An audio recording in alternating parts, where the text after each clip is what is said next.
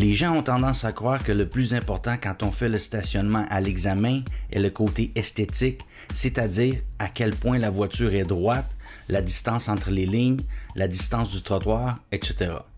Il y a un peu de vrai là-dedans, mais il y a surtout 4 points importants et ils ont tous à voir avec le côté sécuritaire. Premièrement, on doit clignoter en approchant de la place où on veut se stationner. Ensuite, avant de reculer, on doit vérifier nos miroirs et l'angle mort. Ensuite, regarder en arrière quand on recule. Et finalement, ne jamais passer trop proche de quoi que ce soit.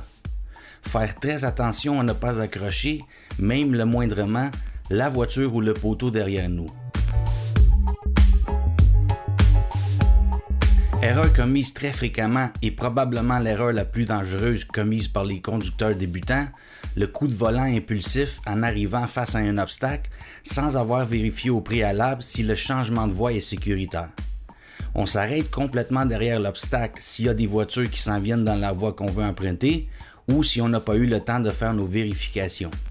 Ensuite, on met le clignotant et on fait les vérifications, rétroviseur et angle mort, et quand il n'y a plus de voiture dans la voie où on veut aller, on y va. Une erreur fréquente aux examens et sur laquelle vous serez probablement testé est ce que j'appelle la flèche verte impulsive. Quand la lumière passe du rouge au vert, souvent on ne regarde pas la lumière directement. Quand la lumière change de couleur, on voit la couleur verte du coin de l'œil et on commence à s'engager dans le virage. Assurez-vous de bien voir si c'est une flèche.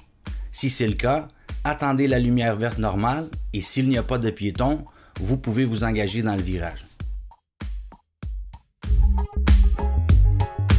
Aux arrêts, on doit s'arrêter complètement un peu avant la ligne d'arrêt.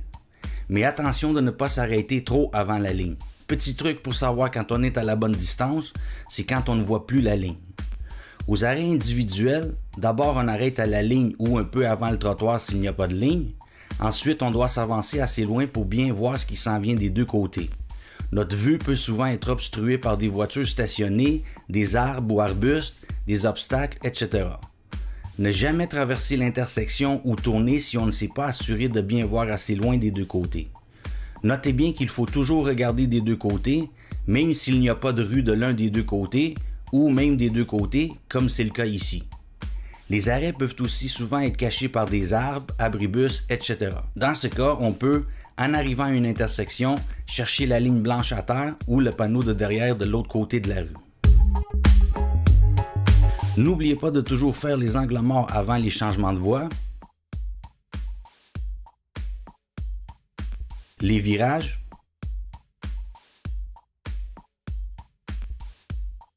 et avant de reculer quand vous faites votre stationnement.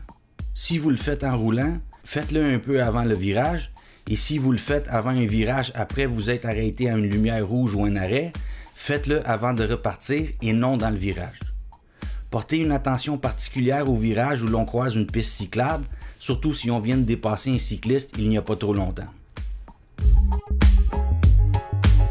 Attention au passage pour piétons. Rappelez-vous que les blancs sont protégés par une signalisation, comme un arrêt ou une lumière, et les jaunes ne le sont pas.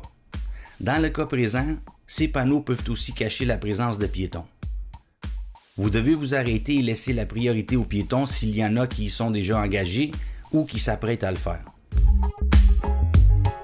Quand un autobus repart après s'être arrêté pour embarquer des passagers et veut réintégrer notre voie, nous devons lui laisser la priorité.